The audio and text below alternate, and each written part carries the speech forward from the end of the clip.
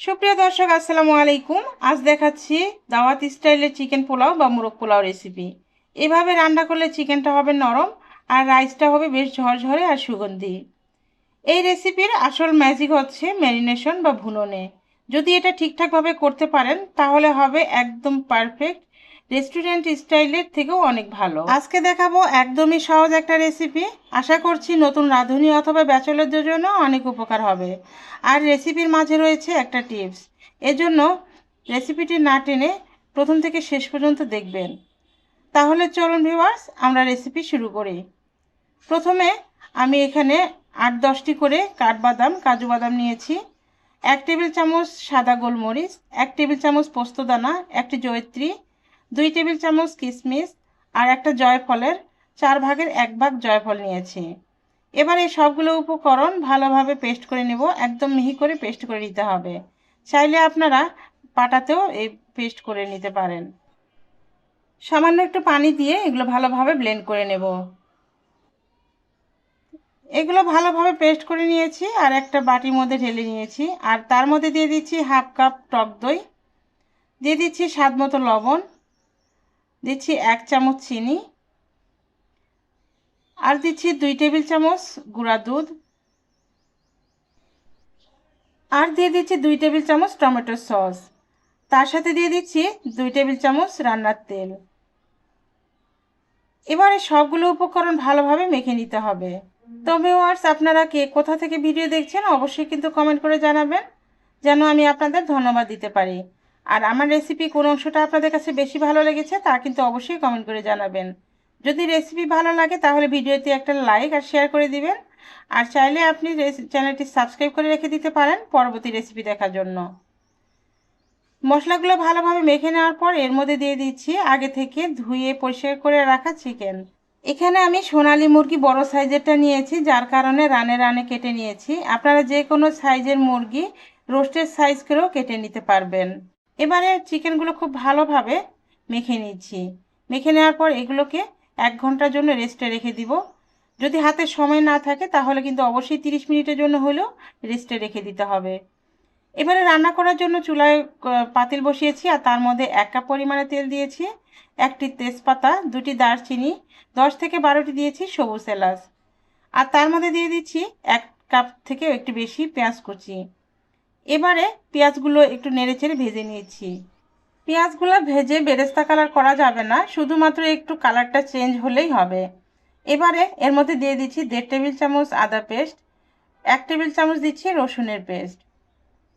আদা রসুনের পেস্টগুলোকে নেড়েচেড়ে ভেজে নিচ্ছি যতক্ষণ না পর্যন্ত আদা রসুন থেকে কাঁচা গন্ধ চলে গিয়ে খুবই সুন্দর একটা সুঘ্রাণ বের হবে। আদা রসুন ভাজা হয়ে গেলে এর মধ্যে দিয়ে দিচ্ছি স্বাদ মতো লবণ, 1 চামচ দিয়ে দিচ্ছি শুকনো মরিচের গুঁড়া, 1 টেবিল চামচ দিয়ে দিচ্ছি জিরা গুঁড়া। আর জিরা গুঁড়া দেওয়াটা আমার ভিডিওতে স্কিপ হয়ে গেছে, এর জন্য দুঃখিত। যতটুকু জিরা গুঁড়া নিয়েছি তার হাফ দিয়ে দিচ্ছি ধনিয়া গুঁড়া। এবার মশলাগুলো তেলের মধ্যে একটু ভেজে নিচ্ছি। আর চুলা কিন্তু লো হিটে রেখে মশলাগুলো দিতে হবে। মশলাগুলো নেড়েচেড়ে ভালোভাবে যখন মিশে যাবে তখন এর মধ্যে চিকেনগুলো দিয়ে দিচ্ছি। চিকেনগুলো এই তেল মশলার মধ্যেও 2 থেকে 3 মিনিটের জন্য ভেজে নেব। মুরগিটা সাইজে একটু বড় ছিল, যার কারণে আমি চিকেনটা আলাদা করে ভেজে নিইনি। আর যদি ভেজে না হতো তাহলে কিন্তু মাংসটা একটু শক্ত হতো।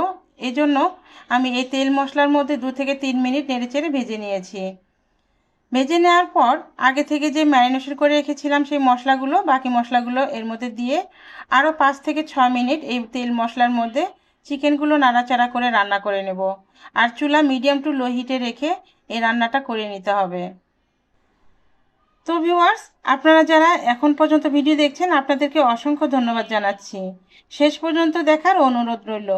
আর ভিডিওতে যারা এখনও লাইক দিয়ে দেননি কষ্ট করে একটা লাইক দেওয়ার অনুরোধ রইল। চিকেনগুলো আমি 5 থেকে 6 মিনিট ভেজে নিয়েছি। ভেজে নেওয়ার পর এর মধ্যে দিয়ে দিচ্ছি সামান্য একটু পানি। পানি দিয়ে এই পানির মধ্যে আমি চিকেনগুলো সম্পূর্ণ রান্না করে নেব যতক্ষণ না পর্যন্ত চিকেনগুলো সেদ্ধ হচ্ছে। এই পানির মধ্যে আমি চিকেনগুলো সেদ্ধ করে নেব। আপনারা যদি মনে করেন যে চিকেন সেদ্ধ হতে আরও পানি লাগবে সেই ক্ষেত্রে আপনারা পানি কম বেশি করে নেবেন। পোলাও ঝরঝরে করার প্রথম টিপস হচ্ছে চাল ভিজিয়ে রাখা। এখানে আমি 3 কাপ পরিমাণে চিনি গুঁড়া চাল নিয়েছি আর চালটাকে প্রথমে ভালোভাবে ধুয়ে নিব। এরপর চালগুলো 20 থেকে 25 মিনিটের জন্য ভিজিয়ে রাখবো। এই ভিজিয়ে রাখার ফলে রাইসটা কিন্তু অনেক বেশি ঝরঝরে হবে।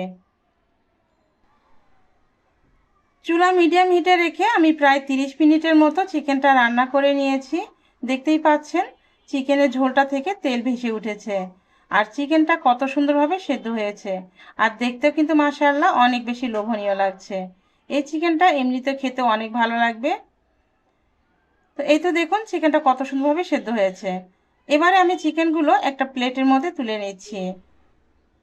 বন্ধুরা, যারা আমার ভিডিও প্রথম দেখছেন, চ্যানেলটি এখনও সাবস্ক্রাইব করেননি, তাহলে এইরকম রেসিপি পেতে চ্যানেলটি সাবস্ক্রাইব করে রাখুন আর পাশে থাকা বেল বাটনটি অন করে রাখবেন।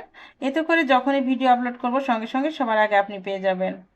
তো চিকেনগুলো আমি একটা প্লেটের মধ্যে তুলে নিয়েছি আর এই ঝোলের মধ্যে আগে থেকে ধুয়ে ভিজিয়ে রাখা সেই চালগুলো দিয়ে দিচ্ছি।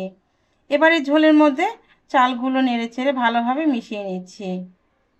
মেশানো হয়ে গেলে এর মধ্যে দিয়ে দিচ্ছি 8 থেকে 10টি কাঁচামরিচ আর দিয়ে দিচ্ছি 2 থেকে 3 টেবিল চামচ পরিমাণে কিশমিশ। এবারে এই ঝোলের মধ্যে চালগুলোকে ভালোভাবে নেড়েচেড়ে ভেজে নিতে হবে যতক্ষণ না পর্যন্ত ঝোলটা শুকিয়ে আসছে, চালের গায়ে গায়ে লেগে আসছে।